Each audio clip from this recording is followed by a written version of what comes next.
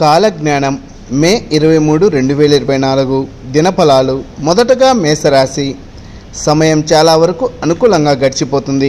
ఏ పని ప్రారంభించినా, ఏ ప్రయత్నం తలపెట్టినా తప్పకుండా సఫలం అవుతుంది. ఆరోగ్యానికి ఏమాత్రం లోటు ఉండదు. ఆదాయం పెరుగుతుందే తప్ప అవకాశం ఉండదు. వృత్తి ఉద్యోగాల్లో ప్రాధాన్యం పెరుగుతాయి. కొన్ని ప్రత్యేక బాధ్యతలు నిర్వహించడం జరుగుతుంది. వ్యాపారాన్ని విస్తరించాలని ఆలోచిస్తారు. కుటుంబ జీవితం హ్యాపీగా సాగిపోతుంది. వ్యక్తిగత సమస్యలు చాలా వరకు తగ్గుముఖం పడతాయి. తదుపరి వృషభ రాశి. గ్రహబలం బాగా అనుకూలంగా ఉన్నందువల్ల అనుకున్న పనులు అనుకున్నట్లు జరిగిపోతాయి. వృత్తి ఉద్యోగ వ్యాపారాలు సంతృప్తికరంగా సాగిపోతాయి. ఉద్యోగంలో ఆశించిన విధంగా స్థిరత్వం లభిస్తుంది. ఆదాయం నిలకడగా ఉంటుంది. ప్రధానమైన ప్రయత్నాల్లో ఆటంకాలు తొలగిపోతాయి. ఆర్థిక వ్యవహారాల్లో విజయాలు సాధిస్తారు. కుటుంబ సమస్యల్ని జాగ్రత్తగా పరిష్కరించుకుంటారు. 1-2 శుభవార్తలు వింటారు. ఉద్యోగ ప్రయత్నాలకు సఫలం అవుతాయి. తదుపరి మిథున రాశి. దూర ప్రాంతం నుండి ఆశించిన శుభవార్తలు అందుతాయి. వృత్తి ఉద్యోగాల్లో ఆశించిన పురోగతి చోటు చేసుకుంటుంది.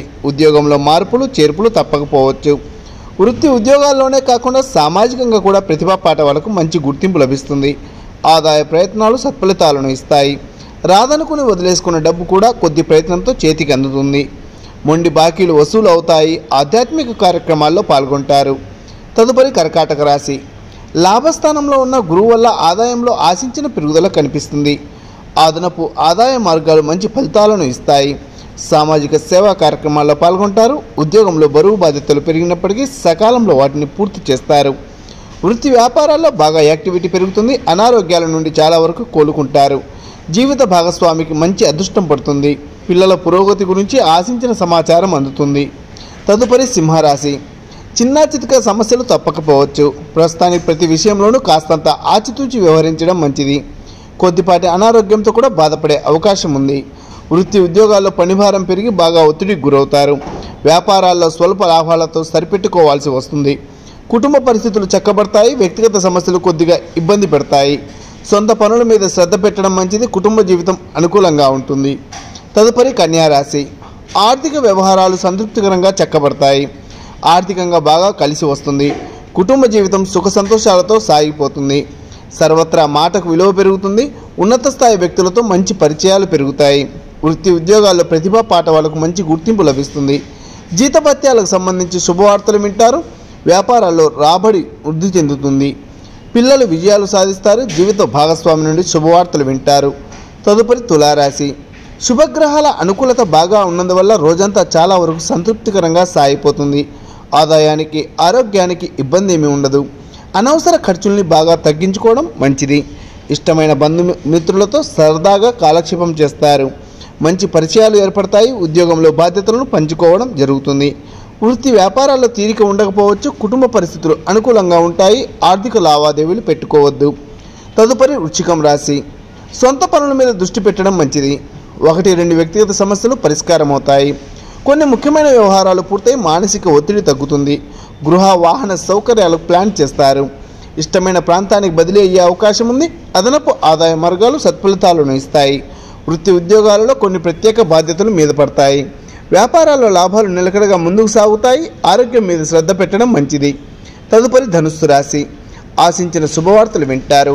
కొద్ది వ్యయ ప్రయాసాలతో ముఖ్యమైన వ్యవహారాలన్నీ పూర్తవుతాయి. అనేక విషయాల్లో అనుకూలతలు పెరుగుతాయి. ఆర్థిక పరిస్థితి బాగా మెరుగుపడుతుంది. ఎటువంటి ప్రయత్నం తలపెట్టినా విజయవంతమవుతుంది.